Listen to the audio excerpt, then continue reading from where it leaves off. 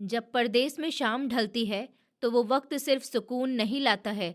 वो कई बार ऐसी खबरें भी साथ ले आता है जो इंसान को अंदर से चूर चूर कर देती है। मैं भी उसी शाम दुबई के उस कैंप में लौटा था। हड्डियां तोड़ देने वाली मेहनत के बाद सीमेंट और रेत की धूल मेरे बालों, भौहों और सांसों में जम चुकी थी। पसीने से भीगे कपड़े जिस्म से चिपके थे और हर सांस बोझ बनकर उतर रही थी। मगर इस थकान के बीच भी मेरी आंखों में एक उम्मीद की चमक थी। अनम, मेरी बीवी, मेरा प्यार, मेरी जिंदगी का सब कुछ, वही उम्मीद हर रोज इस जिंदगी को झेलने की ताकत देती थी। मैं नहाने गया तो ठंडा पानी जिस्म पर गिरते ही आंखें बंद हो गईं और सामने अनम का चेहरा उभर आया। वही मासूम चेहरा, बड़ी बड़ी काली आंखें जिनमें आंसू भरे थे।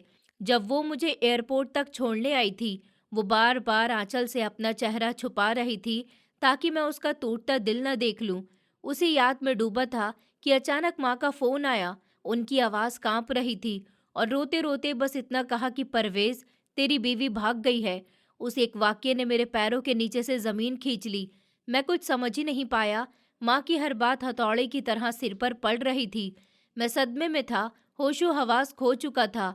माँ ने कहा, अब तू घर आ जा, दूसरी शादी कर ले। और मैं माँ की बात टाल न सका। टूटे हुए दिल और बुझी आंखों के साथ गांव लौट आया। घर में शादी की तैयारियां शुरू हो गईं। ढोलक, रिश्तेदार, हंसी, सब कुछ था। बस मेरे अंदर अब कुछ मर चुका था। फिर वो पल आया, निकाह का वक्त।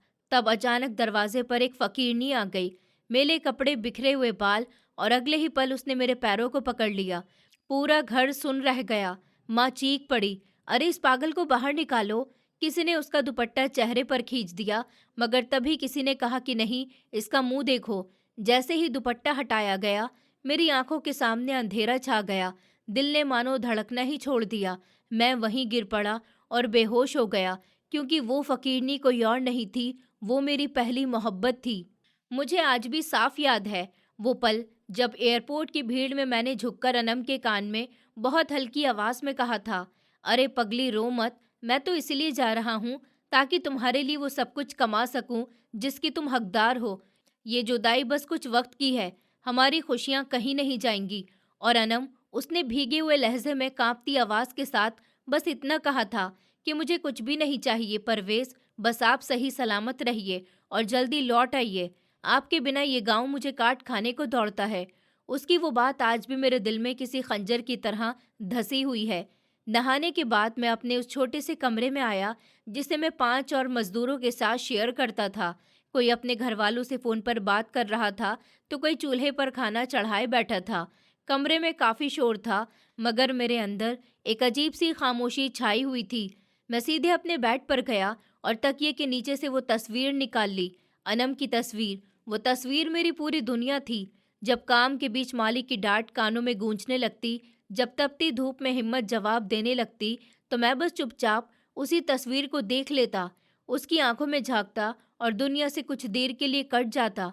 उसी में मेरा सुकून था, मेरी ताकत थी। आज अनम से बात किए हुए पूरे 2 दिन हो चुके थे।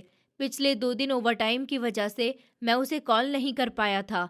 दिल के अंदर एक बेचैनी सी घूम रही थी कि बस किसी तरह उसकी आवाज़ सुन लूँ, वो आवाज़ जो मेरे लिए किसी मरहम से कम नहीं थी। मैंने मोबाइल उठाया, व्हाट्सएप खोला। अनम का लास्ट सीन 2 दिन पुराना ही दिखा। ये देखकर मेरे माथे पर हल्की सी शिकन आ गई।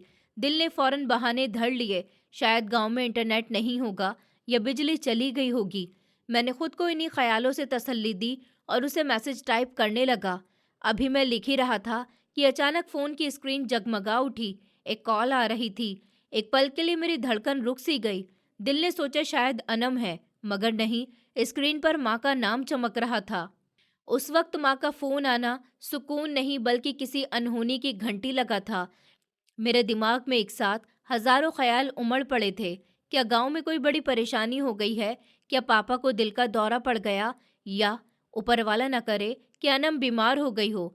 मेरे हाथ पैर कांपने लगे, दिल जैसे सीने को तोड़कर बाहर आ जाना चाहता हो।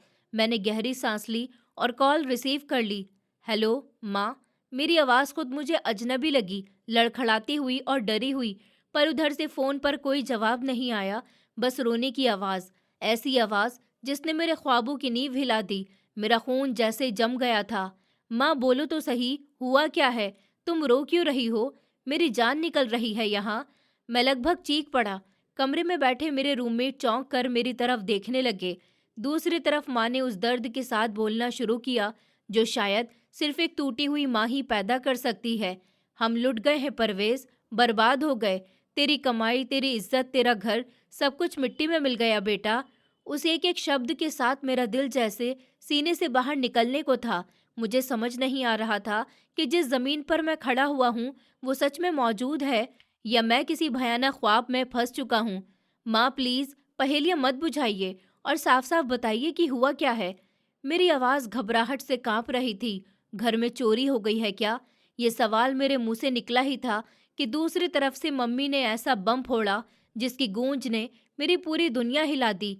हाँ बेटा, चोरी तो हुई है।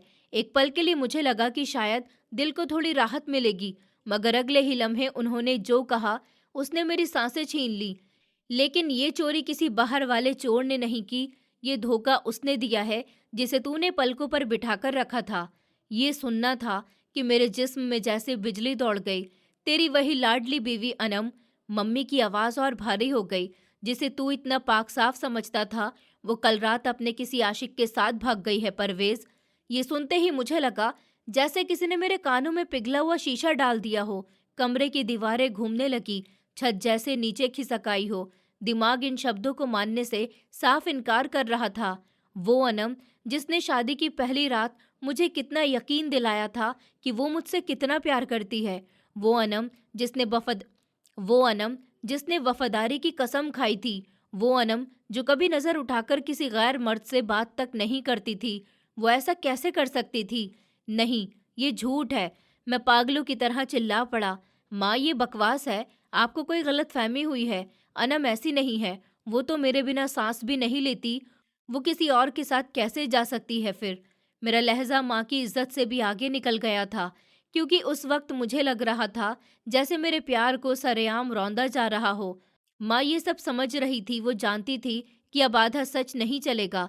रोते हुए उन्होंने कहा, अरे मैं तेरी माँ हूँ परवेज, मैंने तुझे जना है। क्या मैं तेरे सामने झूठ बोल सकती हूँ? उनकी आवाज़ कांप रही थी, मगर शब्द पत्थर जैसे थे। मैंने अपनी गुनाहगार आंखों से सब देखा है।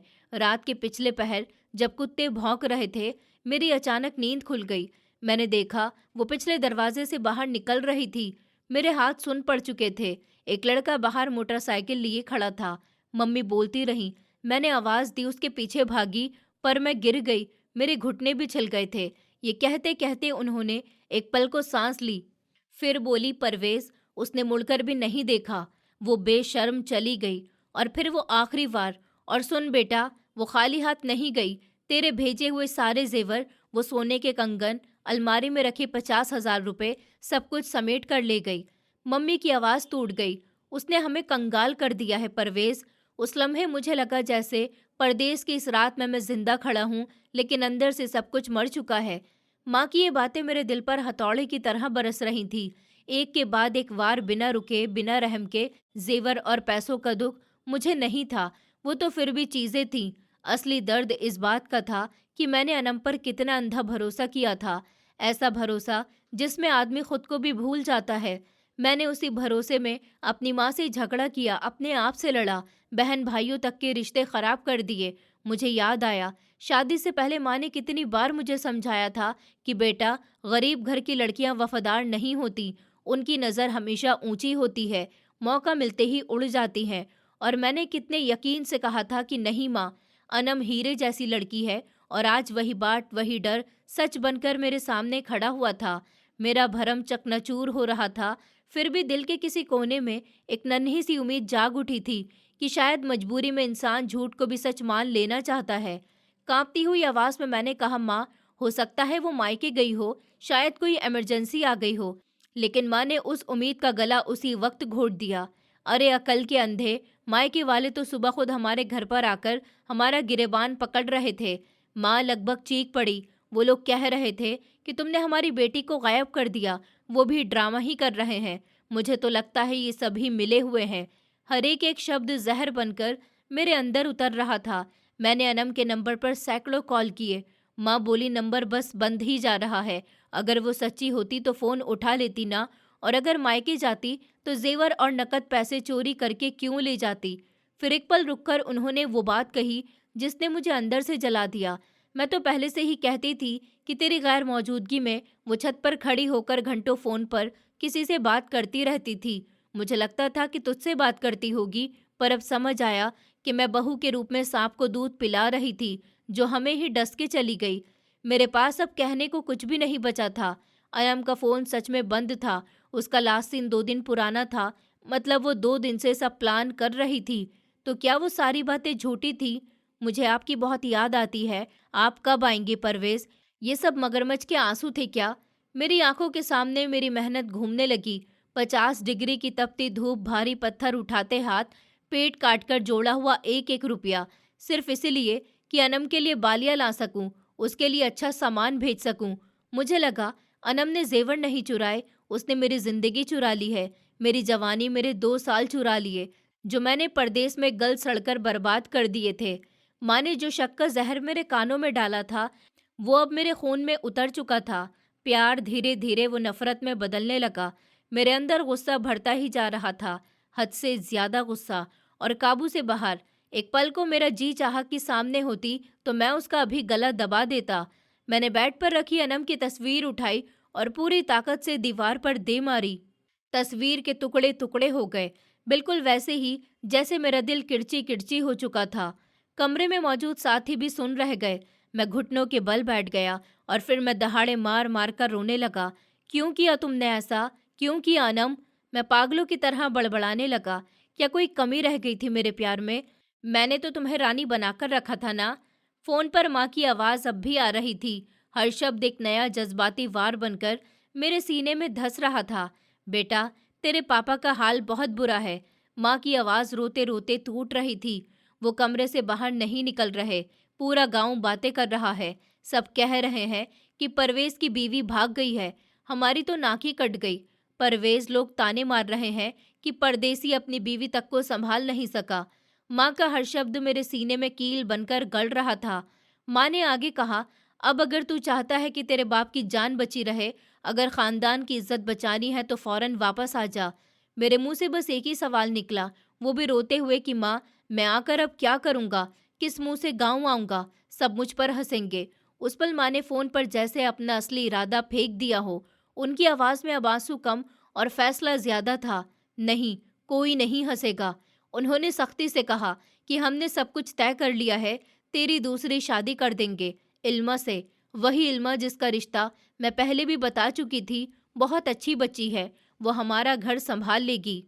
मैं चुप था। उस वक्त मैं सांस तक लेना भूल गया था।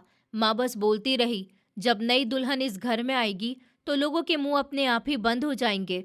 सब लोग कहेंगे कि देखो, परवेज ने उस बद किरदार को जूते की नोक पर रखकर नई जिंदगी शुरू कर ली। एक पल रुककर उन्होंने वो बात कही जिसने मुझे अंदर तक हिला दिया था। यही एक रास्ता है खानदान की इज्जत को बचाने का, वरना वरना हम सब जहर खा लेंगे परवेज। उस वक्त मेरा दिमाग किसी वीरान मैदान की तरह हो चुका था। कुछ समझ नहीं आ रहा था कि सही क्या है, गलत या प्यार, भरोसा, वफादारी। ये सब शब्द अब मुझे गालियों जैसे लग रहे थे। मुझे लगने लगा कि शायद माँ ठीक ही कह रही है। अनम ने मेरी इज्जत मिट्टी में मिला दी थी। अब अगर मैं चुप रहा तो दुनिया मुझे और ज्यादा कुचल देगी। पर अजीब बात तो ये थी कि अब मुझे अनम के जाने का गम नहीं हो रहा था। इंतकाम की आग ने मेरे आंसू सुखा दिए थे। दिल पत्थर बन चुका था। मैंने सख्त लहजे में जवाब दिया, ठीक है माँ, मैं आ रहा हूँ, कल की ही फ्लाइट लेकर आ रहा हूँ। फिर फ़ोन कट गया और परदेश की उस रात में मैंने महसूस किया कि मैं परवेज़ अब वो नहीं रहा जो कभी प्यार के नाम पर सब कुछ लुटा देने को तैयार रहता था। मैं अब गाँव आकर साबित करूँगा कि मैं कमज़ोर नहीं हूँ। मैंने सख्त आवाज़ में कहा था, आप शादी की तैयारी करो। इतना कहकर मैंने फ़ोन काट दिया और फ़ोन बंद होते ही कमरे में एक अजीब सा सन्नाटा फैल गया, जैसे दीवारें भी सांस रोककर खड़ी हुई हों। मैं बिस्तर पर आकर लेट गया, मगर आंखें बंद करते ही दिमाग में एक फिल्म चलने लगी, बीते हुए वक्त की फिल्म।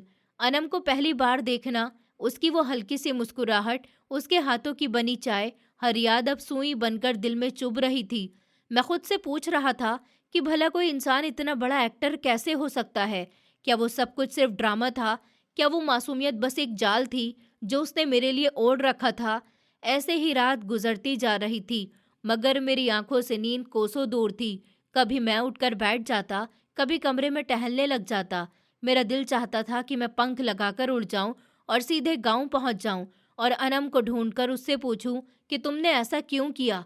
लेकिन फिर माँ के शब्द कानों में गूंजने लगते थे, वो शब्द मेरे जो दिमाग को और ज्यादा उलझा रहे थे। एक मर्द के लिए इससे बड़ा दर्द भला और क्या हो सकता है कि उसकी बीवी किसी और की हो जाए। जब सुबह की हल्की हल्की रोशनी खिड़की से झांकने लगी, मैं अपना बैग समेटने लगा। तभी मेरे हाथ में एक छोटा सा डिब्बा आ गया, वही डिब्बा जिसमें मैंने अनम के लिए सोने का सेट बनवा कर रखा था, एक सरप्राइज जो मैं उसे दिल से देने वाला था। मैंने बहुत नफरत से उस डब्बे को खोला। सोने की चमक ने मेरी आंखों को धुंधला कर दिया था। एक पल को जी चाहा कि सब कुछ उठाकर फेंक दूं, मगर नहीं, मैंने उसे बैग के सबसे नीचे दबा दिया। शायद इसीलिए कि ये सेट मुझे जिंदगी भर याद दिलाता रहेगा कि कभी औरत पर आंख बंद करके भरोसा नहीं करना चाहिए। फिर एयरपोर्ट जाते वक्त टैक्सी की खिड़की से मैं बाहर ही देखता रहा। दुबई की ऊंची ऊंची इमारतें जैसे मुझे चिढ़ा रही हों। मुझे महसूस हो रहा था कि मैं खाली हाथ नहीं लौट रहा हूँ। मैं अपने साथ एक टूटा हुआ दिल और बिखरे हुए सपने लेकर जा रहा था। मैं वही परदेसी था जो घर बसाने के सपने लेकर आया था और आज अपना बसा बसाया हुआ सब कुछ उजड़ा देकर लौट रहा था। मगर मुझे क्या पता था कि जिस सच को मैं अपनी आंखों का धोखा समझ रहा हूँ और जिसे माँ की ममता मानकर मान बैठा हूँ, वो दरअसल एक खौफनाक साजिश है। एक ऐसी साजिश जिसकी बुनियाद मेरी अपनी ही माँ ने रखी है। मुझे ये बिल्कुल भी अंदाज़ा नहीं था कि गांव में मेरा इंतज़ार शादी का नहीं, बल्कि मेरी ज़िंदगी के सबसे डरावने इम्तिहान का है, जहां हर कदम पर झूठ के कांटे बिछे होंगे और सच्चाई किसी गहरे कुएं में कैद होकर सिसकियां ले रही होगी। फिर जब जहाज ने उड़ान भरी और ज़मीन धीरे धीरे मेरी आंखों से नीचे सरकने लगी, तो मैंने खुद से एक वादा कर लिया। अब मैं वो परवेज़ नहीं रहा हूँ जो प्यार पर यकीन करता था। अब मैं वो परवेज़ बन गया हूँ जो अपनी रुसवाई का बदला लेगा, अपनी बेइज्जती का और अपनी बर्बादी का। दिल के किसी कोने में कुछ टूट चुका था और उसकी जगह एक सख्त सी चुप्पी ने ले ली थी। फिर जैसे ही जहाज के पहिए रनवे से टकराए, एक जोरदार झटका महसूस हुआ। मगर ये झटका उस भूकंप के सामने कुछ भी नहीं था जो पिछले 24 घंटों से मेरे अंदर मचा हुआ था। वो तूफान जो न दिखाई देता था न थमता था, बस अंदर ही अंदर सब कुछ उजाड़ रहा था। इमिग्रेशन की लाइन में खड़ा होकर मैंने अपने आसपास देखा। हर चेहरे पर घर पहुंचने की खुशी चमक रही थी।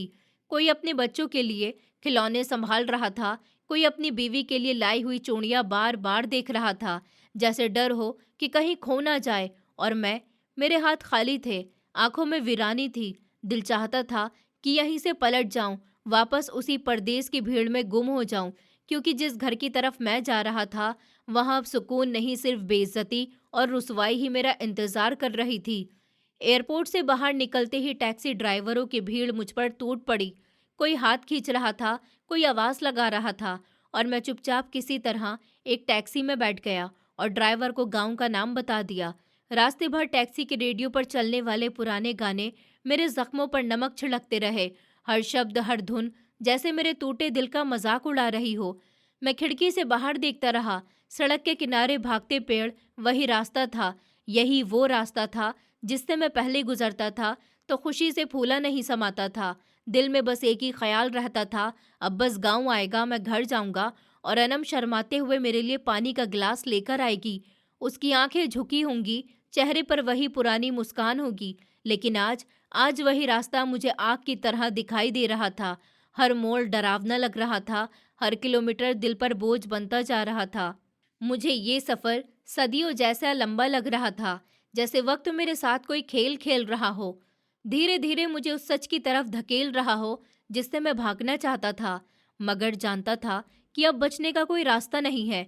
ऐसे ही जब टैक्सी हमारे गांव की कच्ची सड़क पर मुड़ी, तो धूल का एक बादल उठ गया। वो धूल मेरे बीते हुए लम्हे के धुंधले पर्दों को और भी साफ साफ सामने ला रही थी। हर याद, हर खुशी, हर भरोसा, सब कुछ धुंध में घुलता जा रहा था।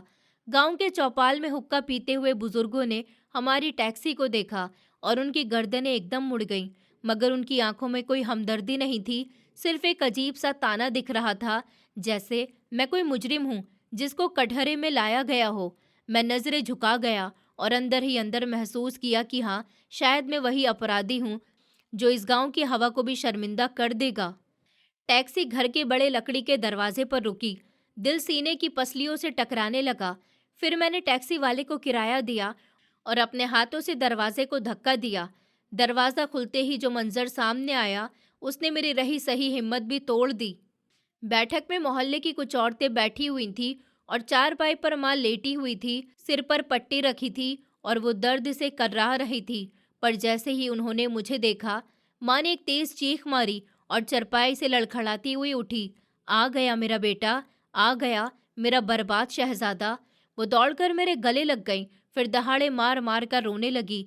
वहां खड़ी औरतें भी अफसोस में सर हिला रही थी, हल्की आवाज में कहती कि बेचारा कितना कमजोर हो गया, इसने परदेस में कितना खून पसीना बहाया, कितनी मेहनत की और बदले में क्या मिला?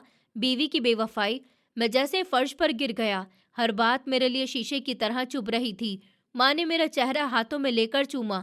देख बेटा, तेरे जाने के बाद इस डायन ने हमारा क्या हाल कर दिया। तेरे बूढ़े बाप को देख, शर्म के मारे वो बैठक से बाहर भी नहीं निकल रहे। हमारी तो इज्जत मिट्टी में मिल गई। मेरी आंखें बैठक में घूम रही थी, कहीं उसे ही ढूंढ रही थी, लेकिन वो तो यहाँ नहीं थी। वो घर जो कभी खुशी की हंसी और चूड़ियों की खनक से गूंजता था, अब डरावना और खामोश लग रहा था।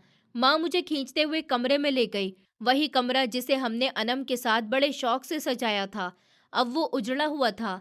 अलमारी के दरवाजे खुले हुए, कपड़े बिखरे हुए और जमीन पर टूटी हुई चूड़ियां भी पड़ी थीं। तब उन्होंने जानबूझकर ये मंजर वैसा ही रहने दिया, ताकि मेरे दिल में नफरत की आग भड़क सके। देख बेटा, इसकी करतूतें जाते जाते सब कुछ तहस नहस कर गई। मैंने तुझे कहा था ना कि इस कमरे में मत जाना, यहाँ इसकी मनहूस यादें हैं। उनकी आवाज़ में मगरमच्छ के आंसू बह रहे थे। मैं अलमारी की तरफ बढ़ा, वो दरवाज़ा खोला जहाँ मैं अपनी और अनम की तस्वीरें रखता था। सब कुछ चला गया था, सिर्फ धूल और खालीपन था। अब वो अपनी निशानियां भी ले गई है, ताकि अपने आशिक को दिखाकर हंस सके। माँ की ये ताना देने वाली आवाज़ मेरे कानों में गूंज रही थी और मेरे घुटनों में जैसे जान नहीं रही। मैं वहीं फर्श पर बैठ गया, अपना सर घुटनों में छुपा लिया और मेरी दुनिया एकदम खामोश हो गई। उस लम्हे मुझे खुद से ही नफरत महसूस होने लगी, अपने आप पर गुस्सा आने लगा। मैंने सोचा कि मैं कितना बड़ा बेवकूफ़ था, एक ऐसी औरत के लिए मर रहा था जिसने मेरे जज्बातों का सौदा कर लिया, जिसे मेरे प्यार की कद्र ही नहीं थी। रात गहरी होती चली गई, मगर मेरी आंखों में नींद का नामो निशान तक नहीं था। मैं घर की बैठक में बैठा था, खाली निगाहों से अंधेरे को घूरते हुए। तभी माँ मेरे पास आई। उनके हाथ में दूध का गिलास था। उन्होंने वो गिलास मेरे हाथ में थमाते हुए कहा कि ले बेटा, पी ले। सुबह से तूने कुछ भी नहीं खाया है, ऐसे खुद को क्यों मार रहा है? उसके चक्कर में तू जिंदा लाश बनता जा रहा है। मैंने गिलास की तरफ देखा, फिर खाली आवाज में कहा कि माँ, मुझे समझ नहीं आ रहा उसने ऐसा क्यों किया। मैंने तो उसे कभी किसी चीज की कमी भी नहीं होने दी। फिर भी माँ ने बीच में ही बात काट दी। यही तो तेरी गलती थी बेटा। उनका लहजा अचानक सख्त हो गया। औरत को जूते की नोक पर रखना चाहिए और तूने उसे सर पर बिठा रखा था। वो गरीब घर की भूखी नंगी लड़की थी। दौलत देखी तो उसका दिमाग खराब हो गया, ऊपर से जवानी का जोर अलग, और तेरी गैर मौजूदगी में उसे पूरी आज़ादी मिल गई। मैं चुपचाप सब सुनता रहा। हर शब्द मेरे अंदर उतरता जा रहा था, जैसे जहर रग रग में घुल रहा हो। माँ आगे बोलती रही। मैंने कई बार उसे छत पर खड़े होकर इशारे करते हुए भी देखा था। फोन पर घंटों घंटों बातें करती, पर मैं चुप रही, ताकि तेरा घर न टूटे। तुझे क्या पता था कि वो ऐसा करेगी, अपने असली रंग दिखाएगी। मेरे अंदर कुछ टूटता चला गया, मगर मैं कुछ बोला नहीं, बस खामोशी से सब कुछ सुनता रहा। तभी बैठक के दूसरे कोने से, जहां जानवरों के भूसे का कोठरी जैसा कमरा था, एक अजीब सी आवाज आई, जैसे कोई भारी चीज जमीन पर गिर पड़ी हो। मैं एकदम से चौंक गया। ये आवाज कैसी है माँ? मैंने हैरानी से अंधेरे की तरफ देखा, मगर कुछ साफ दिखाई नहीं दिया। माँ ने फौरन बात संभाल ली। अरे कुछ नहीं बेटा, उन्होंने जल्दी से कहा। शायद बिल्ली होगी या हवा से पुराना टीन का दरवाजा हिल गया होगा। तू इन बातों पर ध्यान मत दे। लेकिन मेरे दिल की धड़कनें तेज हो चुकी थी माँ। मुझे अजीब लग रहा है, जैसे वहाँ कोई। मैं उठने ही वाला था कि माँ ने झट से मेरी बाह पकड़ ली। उनकी पकड़ में अजीब सी सख्ती थी। बैठ जा परवेज, उनका लहजा सख्त हो गया। सदमे की वजह से तेरा दिमाग भी चल गया है। वहाँ कुछ भी नहीं है सिवाय कबाड़ और चूहों के। चल बैठ जा। उन्होंने मुझे जबरदस्ती बैठा दिया। फिर मेरी तरफ झुककर धीमी आवाज में बोली कि मुझे तुझसे एक जरूरी बात करनी है। और उस पल मुझे क्या पता था कि उस अंधेरे कोने में छुपी सच्चाई मेरी जिंदगी को एक बार फिर उलट पुलट देने वाली है। मैं माँ के दबाव में बैठा था, मगर मेरी निगाहें बार बार उस अंधेरे कोने की तरफ उठ रही थी। वहाँ एक भारी ताला लटक रहा था और हर बार उसकी तरफ देखते ही मेरे अंदर एक अजीब सा डर उठ जाता था। पर माँ ने फौरन कहा, देख बेटा, जो होना था वो हो गया। अब हमें अपनी इज्जत बचानी है। तेरे बाप और मैंने फैसला किया है कि परसों तेरी शादी इल्मा से कर देंगे। मैंने तड़पकर माँ की तरफ देखा। माँ, अभी तो मेरे जख्म भी नहीं भरे, तुम शादी की बात कर रही हो। मेरा दिल मर चुका है। मैं किसी औरत को अपनी जिंदगी में नहीं ला सकता हूँ। अब माँ की आवाज में सख्ती थी, पर हर शब्द मेरे मर्दाना ईगो पर वार कर रहा था। सब बातें बना रहे हैं जो हम सुनते रहे कि परवेज में कोई मर्दानगी की कमी होगी, तभी तो उसकी बीवी छोड़कर भाग गई। यही लोग कहते हैं, यही बात है। मेरे अंदर का गुस्सा भड़क उठा। मैंने कुछ नहीं कहा, बस अपनी आंखें जमीन पर जमा ली।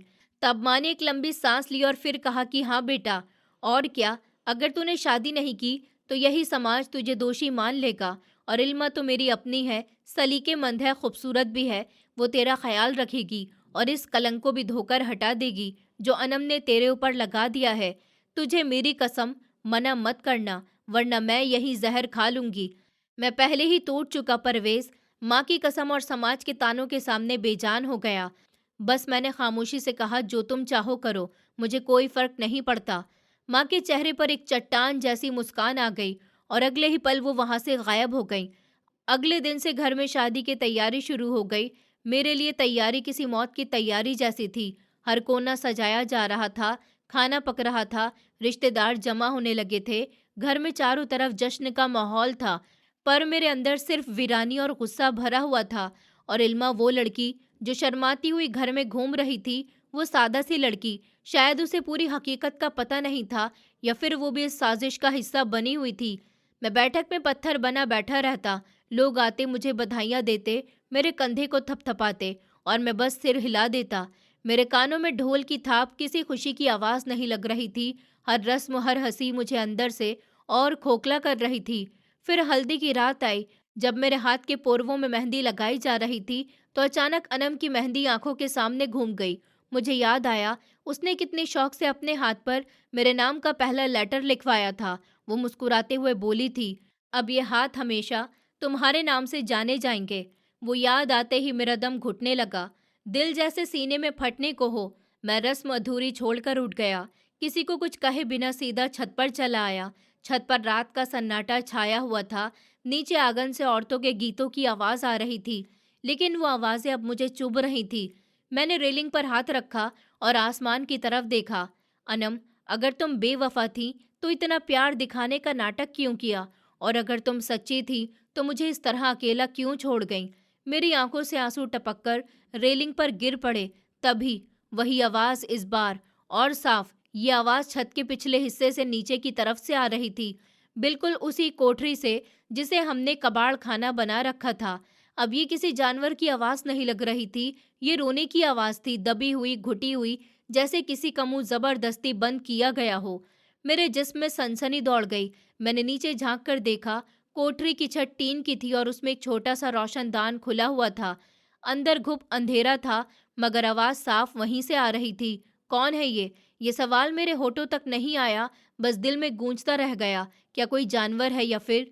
मैं नीचे जाने के लिए मुड़ा ही था कि सीढ़ियों पर माँ खड़ी दिखाई दी। उनके हाथ में टॉर्च थी और चेहरे पर हवाइयाँ उड़ रही थी। यहाँ क्या कर रहा है अकेले? उनकी आवाज़ सख्त थी। नीचे सब मेहमान बुला रहे हैं। मैंने उनकी आंखों में आंखें डालकर पूछा, माँ, इस कोठरी में कौन है? मुझे रोने की आवाज़ आई है, मगर वो भी बहुत पक्की खिलाड़ी थी। उन्होंने फौरन हंसकर बात टाल दी।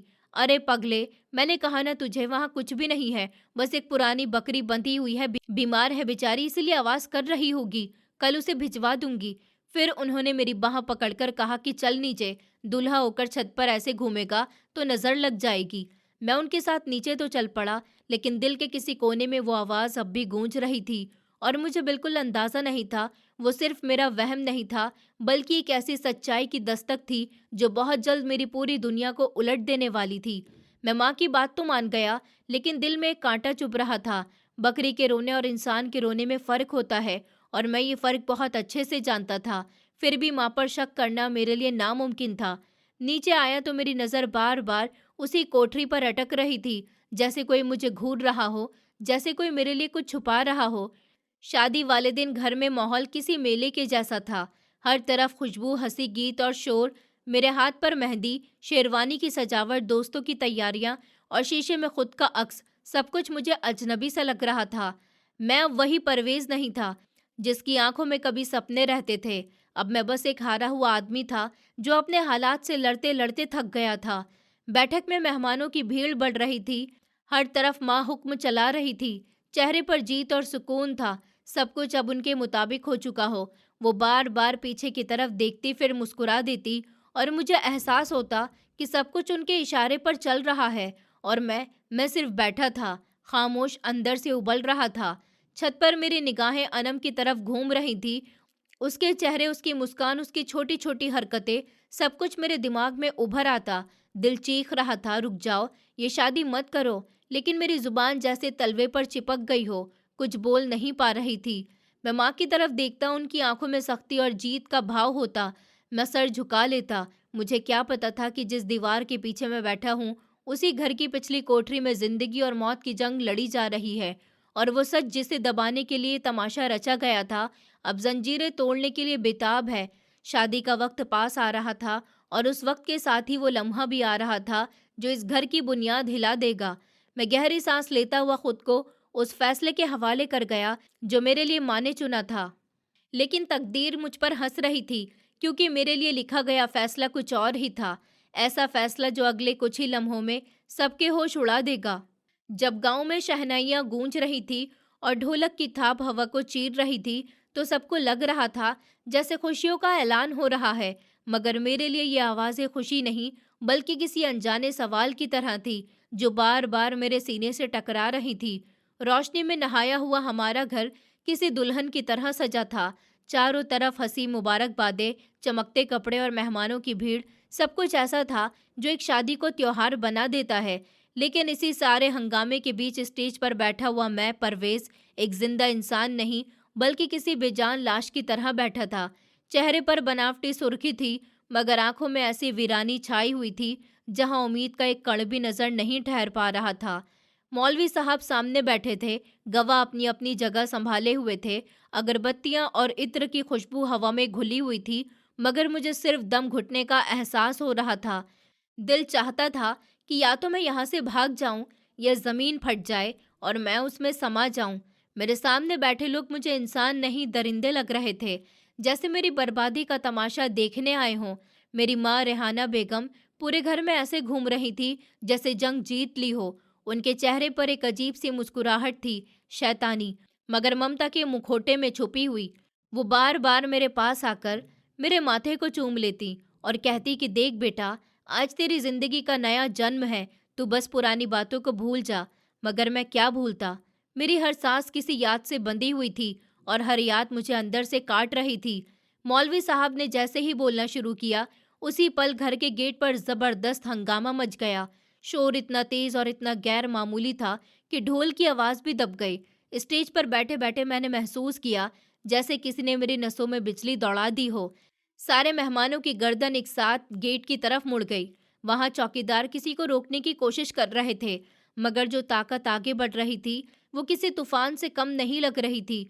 और फिर मैंने वो आवाज सुनी, मुझे अंदर जाने दो, ऊपर वाले के लिए मुझे मत रोको। उस आवाज में गुस्सा नहीं था, बेबस चीख थी। ऐसी चीख जो इंसान की रूह फाड़ दे। मेरा दिल एक पल के लिए रुक सा गया। नजरें अपने आप गेट की तरफ उठ गईं। मुझे नहीं पता था कि वो कौन है, मगर इतना जरूर जानता था कि ये शोर किसी की खुशी नहीं, किसी की सच्चाई लेकर आया है। और उसी लम्हे बिना जाने क्यों मेरे अंदर एक डर ने जन्म लिया। ऐसा डर जो फुसफुसा रहा था कि आज जो होने वाला है वो सिर्फ मेरी शादी नहीं, बल्कि मेरी पूरी जिंदगी का हिसाब बदलने वाला है। एक दर्द भरी आवाज आई, इतनी भयानक कि पूरे माहौल में बेचैनी फैल गई। माँ मेहमानों को खिलाने पिलाने में व्यस्त थी, पर जैसे ही वो आवाज़ उनके कानों में गूंज गई, हाथ से ट्रे छूट गई और गिलास फर्श पर गिर गया और वो चकनाचूर हो गया। उनके चेहरे का रंग फीका पड़ गया। मैं देख सकता था, उनकी आंखों में खौफ और पहचान का डर दोनों थे। वो जानती थी कि ये आवाज़ इसी इंसान की है और जिस इंसान को दबाने के लिए उन्होंने इतनी जुल्म की हद कर दी थी, आज वही आवाज़ सब दीवारें तोड़कर बाहर आ गई थी। अभी वो संभल भी नहीं पाई थी कि गेट की तरफ एक अजीब औरत दिखाई दी। मैं उसे देखते ही ठिठक गया। वो कोई आम औरत नहीं थी, वो किसी ढांचे की तरह लग रही थी। कपड़े फटे हुए, तार तार, कीचड़ और खून के धब्बों से सने हुए नंगे पैर और खून से लथपथ वो बुरी तरह लंगड़ाती हुई चल रही थी, पर उसके हर कदम में एक अजीब ताकत थी। चेहरा दुबका हुआ, पहचान छिपी हुई थी, मगर उसकी आंखों में एक आग जल रही थी, एक ऐसा जुनून जो मौत से भी डरता नहीं था। भीड़ में सन्नाटा छा गया। लोग अपनी नाक पर रुमाल दबाए पीछे हटने लगे। बदबू और उसकी मौजूदगी से सब घबरा रहे थे। माँ चीखते हुए आगे बढ़ी, रुको, इस पागल को निकालो यहाँ से, ये शादी खराब करने आई है। उनकी आवाज़ में डर और गुस्सा दोनों झलक रहे थे। 2-3 आदमी आगे बढ़े और उस औरत को पकड़ने की कोशिश की। एक आदमी ने उसे धक्का दिया। बेचारी कमज़ोर औरत ज़मीन पर गिर गई, पर उसके अंदर जो शक्ति थी वो पहाड़ों जैसी थी। घुटनों के बल गिरकर भी वो फिर से उठ खड़ी हुई। आंखों में आग, दुपट्टे के नीचे छुपा हुआ जुनून, और फिर उसने अपनी बाजू छुड़ाई और पूरी ताकत से चिल्लाई, मुझे अपने पति से मिलने दो, मैं कोई भिखारन नहीं हूँ। उस आवाज़ ने बिजली की तरह माहौल में गिरते ही सबके शरीर में हलचल मचा दी। मेहमान हैरान रह गए और मैं पसीने में तर हो गया। लोग एक दूसरे को देखने लगे और मैं, जो अब तक पत्थर बनकर बैठा हुआ था, उस आवाज़ ने मेरे मुर्दा वजूद में जिंदगी की लहर दौड़ा दी। दिल जोर जोर से धड़कने लगा, हाथ कांपने लगे। मेरा दिमाग चीख रहा था, ये कौन है, ये कैसे यहाँ है और क्यों? हर रस्म, हर शादी का तमाशा अब मेरे लिए बेमतलब था, क्योंकि सामने खड़ी वो औरत बस मेरी दुनिया को हिला देने वाली थी। ये आवाज़, चाहे मैं कितना ही टूटा हुआ, कितना ही दर्द में डूबा हुआ क्यों न रहूं, मेरे कानों के लिए अजनबी नहीं थी। मैं एक झटके से खड़ा हो गया। दिल ऐसा धड़क रहा था कि जैसे पसलियां टूटकर बाहर निकलने को है। दिमाग में बस एक सवाल गूंज रहा था कि ये कौन है। मेरी जुबान से हल्के से ये शब्द निकला और मैं स्टेज से नीचे उतरने लगा, लेकिन तभी वो दौड़कर मेरे सामने आ गई, दीवार की तरह, इतनी ताकत से खड़ी कि मेरे पास कोई रास्ता नहीं बचा। बेटा, तू नीचे मत जा, माँ चीख रही थी। ये कोई जादूगरनी है, कोई पागल है, पैसे मांगने आई है, पास मत जाना। मैं समझ सकता था कि माँ घबरा रही है, पर मेरी नजरें सिर्फ उसी औरत पर जमी हुई थी। वो भीड़ को चीरती हुई, धक्के खाती हुई, गिरती पड़ती स्टेज की तरफ बढ़ रही थी। मैंने उसे रोकने की कोशिश की, लेकिन उसकी आवाज़, उसकी पुकार, सब कुछ मेरे दिमाग को हिलाकर रख दिया था। परवेज़, परवेज़, मेरी मदद करो, मुझे बचा लो। उसकी आवाज़ में सिर्फ दर्द नहीं, जीवन की पुकार थी। मैंने माँ का हाथ झटक दिया और आगे बढ़ गया। तुम कौन हो? मेरी आवाज़ ऊंची और कांपती हुई थी। और फिर उसने अपना चेहरा उठाया। मेरी आंखों में वही आंखें थीं, मेरी आत्मा को हिला देने वाली, वही मासूम, वही टूट चुकी हंसी। वो सब रुकावटें तोड़ते हुए, लंगड़ाते हुए स्टेज तक पहुंच गई और मेरे कदमों में गिर पड़ी। उसके झुलसे जख्मी हाथों ने मेरी शेरवानी के दामन को पकड़ लिया। उसकी बाहें मेरे पाँव से लिपट गईं और उसके होठों से हिचकियों के बीच निकला, मैं हूँ, देखो, उन्होंने मेरा क्या हाल कर दिया। तभी माँ पागलों की तरह उस पर टूट पड़ी। छोड़ो मेरे बेटे को मनहूस, छोड़ दे। वो उसके बाल नोच रही थी और जोर से लात मार रही थी, पर वो औरत दर्द और कमजोरी में भी मेरे पैर नहीं छोड़ रही थी। मेरे दिमाग में सब कुछ धुंधले पल बरस रहे थे। ये सब क्या हो रहा है? ये कैसे संभव है? मैंने माँ को पीछे धकेल दिया और झटके से उसको कंधे से पकड़कर उठाने की कोशिश की। मेरी आत्मा, मेरा दिल, मेरा पूरा वजूद, सब सिर्फ उसी एक लम्हे में बंध गया। मैंने महसूस किया कि अब कोई भी रस्म, कोई भी डर, कोई भी चीज़ हमारे बीच में नहीं खड़ी हो सकती। कौन हो तुम? यहाँ क्या कर रही हो? मैंने कांपती आवाज़ में पूछा, तो कदम खुद ब खुद मेरे आगे बढ़ रहे थे। उसने अपना सर उठाया और जैसे ही दुपट्टा हटाया, मेरा दिल जैसे ठहर गया। भीड़ पूरी तरह सन्नाटे में थी, पिन ड्रॉप साइलेंस। उसका चेहरा, जो मेरे लिए कभी चांद की तरह रोशन था, अब जख्मों और धब्बों से भरा था। आंखों में गहरे डार्क सर्कल, गालों पर ताज़ा जलने के निशान, माथे पर सूखी खून की लकीरें, और बाल, जो मैं हर रोज़ संभालता था, अब बिखरे और झड़ चुके थे। मैं वहाँ खड़ा हुआ सिर्फ सांस रोककर देख रहा था। मेरी दुनिया, मेरी समझ, सब कुछ धुंधला हो गया था। ये वही थी मेरी अनम, मेरी जिंदगी की रोशनी, और अब ये जिंदा लाश मेरे सामने थी। उसने मेरी तरफ देखा, उसकी आंखों में दर्द इतना गहरा था कि मेरे अंदर की हर धड़कन चुप हो गई। आपने तो कहा था आप मुझे कभी दुख नहीं देंगे, फिर आपने मुझे इस तरह क्यों छोड़ दिया? परवेज, मैं तो आपका इंतजार कर रही थी। उस आवाज ने मेरे कानों में ऐसा धक्का मारा कि मैं लड़खड़ा गया। मेरी नजर माँ की तरफ गई, जो डर में सर झुकाए खड़ी थी, और फिर मेरी नजर पड़ी उसकी जख्मी आंखों, उसके सूखे हाथों, उसकी बुरी तरह जले चेहरे पर। सारा सच अचानक मेरे ऊपर टूट पड़ा। वो कहानी कि वो भाग गई थी, वो चोरी का ड्रामा, शादी का प्लान, सब कुछ झूठ था। बल्कि सच तो ये था कि मेरी गैर मौजूदगी में मेरी अनम पर जुल्म किए गए थे। उसे कैद किया गया, उसे पीटा गया, उसे रोते हुए मेरी मदद के लिए पुकारने को मजबूर किया गया। मेरा दिल, मेरा दिमाग, सब कुछ फटने लगा। मैंने हाथ बढ़ाया, उसे छूने की कोशिश की, पर आंखों के सामने सब कुछ धुंधला हो गया। शादी की रोशनी, हंसी खुशी, माँ का वजूद, सब कुछ घूम रहा था। सिर्फ उसकी आवाज़ कानों में गूंज रही थी कि मैं तो आपका इंतजार कर रही थी। और तभी मैं खुद को खो बैठा, स्टेज पर गिर पड़ा। अंधेरा मेरे चारों ओर फैल गया, दिल की धड़कनें तेज हो गईं। कुछ देर बाद ठंडा पानी चेहरे पर पड़ा और कानों में वही आवाज़, होश में आओ, होश में आओ। तब मेरी आंखें खुली। मैं देख सकता था मेरे सर के नीचे उसका हाथ, वही अनम, वही मेरी चांद जैसी रोशनी, लेकिन आज वो बहुत कमज़ोर थी। उसके आंसू मेरे गालों पर गिर रहे थे, गर्म और जलते हुए, जैसे मेरे दिल को भी जलाते हों। मैं परेशान बैठ गया। दिमाग अभी भी नहीं मान रहा था कि सामने जो खड़ा था वही मेरी जिंदगी की सबसे बड़ी सच्चाई थी। मैंने कांपते हाथों से उसके चेहरे को छू लिया, उसकी जख्मी गालों को महसूस किया। खून अभी भी ताज़ा बह रहा था। ये सब क्या है अनम? किसने किया ये सब तुम्हारे साथ? मेरी आवाज़ टूट रही थी, इतनी बेबस, इतनी दर्द भरी कि अगर पत्थर दिल होते तो वो भी रो देता। मैं उसकी आंखों में देख रहा था, वो आंखें, वही मेरी दुनिया की रोशनी, लेकिन अब वो आंसू, दर्द और जख्मों में डूबी थी। मैंने धीरे धीरे उसको गले लगाया।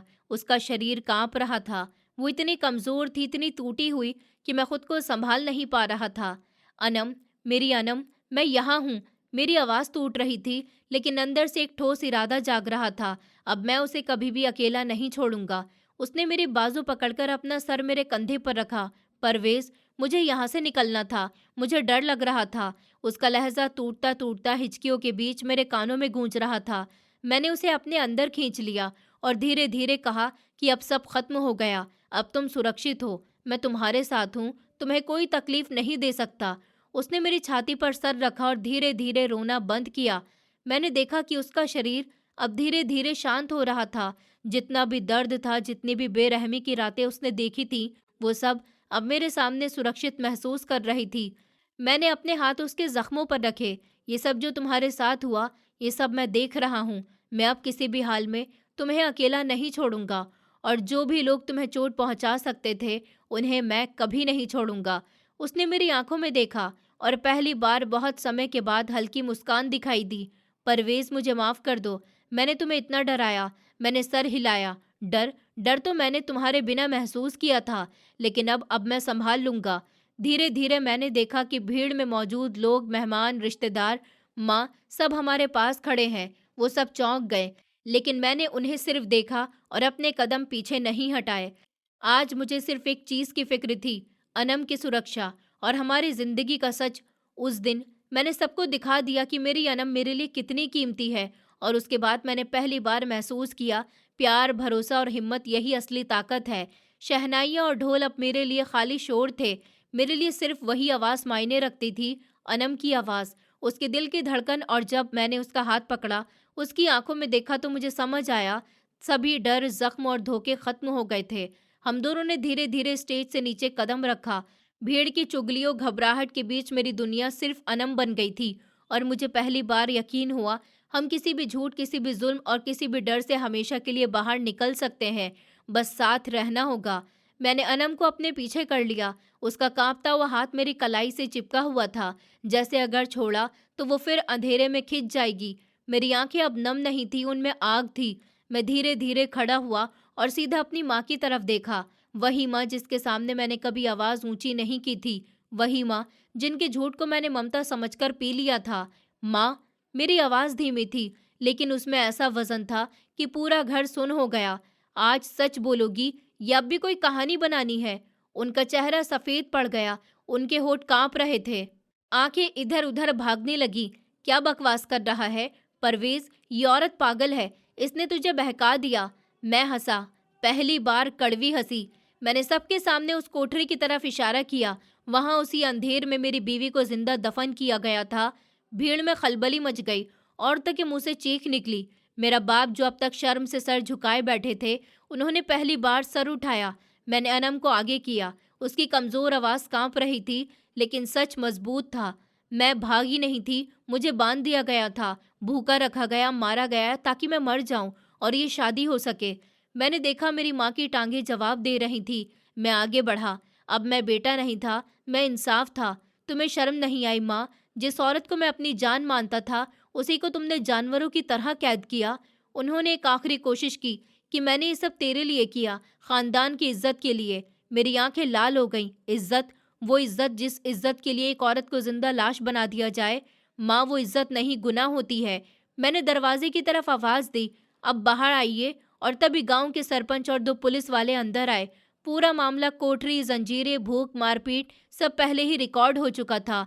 मेरी माँ जमीन पर बैठ गई। पहली बार उन्हें डर लगा। मैंने अनम का हाथ मजबूती से पकड़ा। आज के बाद मेरा रिश्ता तुमसे खत्म। तुम मेरी माँ हो सकती हो, पर मेरी दुनिया नहीं। फिर पुलिस उन्हें ले गई। घर में सन्नाटा था। शादी का माहौल टूट चुका था। शहनाइयाँ खामोश थीं। मैंने अनम को अपनी बाहों में लिया। अब कोई छुएगा नहीं, अब कोई कैद नहीं करेगा, अब सिर्फ जिंदगी होगी। तभी वो रोई और मैं भी, लेकिन ये रोना हार का नहीं था, ये इंसाफ के बाद की सांस थी। मैंने अनम को अपनी बाहों में लिया और धीरे धीरे खड़ा हुआ। घर में हर तरफ सन्नाटा छाया हुआ था। मेहमान, रिश्तेदार सब चौंक गए थे। जो लोग कल तक हमारी शादी की तैयारियों में लगे थे, अब उनकी आंखों में सिर्फ डर और शर्म थी। मैंने आवाज उठाई, कड़क और ठोस, गांव वालों, जो कुछ भी हुआ आप सबको पता है। जो अपनी इज्जत बचाने के लिए औरत को कैद करता है, वो अपनी इज्जत को कभी नहीं बचा सकता। गांव के लोग धीरे धीरे पीछे हटने लगे, सर झुकाकर खड़े थे, क्योंकि सच अब उनके सामने था। मैंने अनम का हाथ मजबूती से पकड़ा और बाहर की तरफ बढ़ा। हर कदम पर मैं ये तय कर रहा था, अब कोई भी हमें हमारे प्यार से अलग नहीं कर सकता। गांव के चौपाल में लोग फुसफुसा रहे थे कि देखो, परवेज अभी भी अपनी बीवी के साथ खड़ा है। कौन कहता है परदेसी बीवी संभाल नहीं सकता? मुझे फर्क नहीं पड़ा। मेरी दुनिया अब सिर्फ अनम में ही थी। जो कुछ भी बीत चुका था, भूख, जुल्म, धोखा, उसका बदला अब मैं अपनी जिंदगी में ले चुका था। अनम ने मेरी ओर देखा। उसकी आंखों में अब डर नहीं, सिर्फ राहत और प्यार था। परवेज, अब सब खत्म हो गया है ना? मैंने उसे गले लगाया और धीरे से कहा कि हाँ, अब सब खत्म हो गया, और मैं वादा करता हूँ अब कोई भी तुम्हें नुकसान नहीं पहुंचा सकेगा।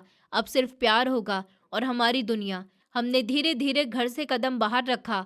माँ पुलिस के साथ थी। गांव वालों ने उनके ऊपर तीखी निगाहें डाली। उनकी वो ताकत जो कभी मेरे और अनम के खिलाफ इस्तेमाल हुई थी, अब बिखर चुकी थी।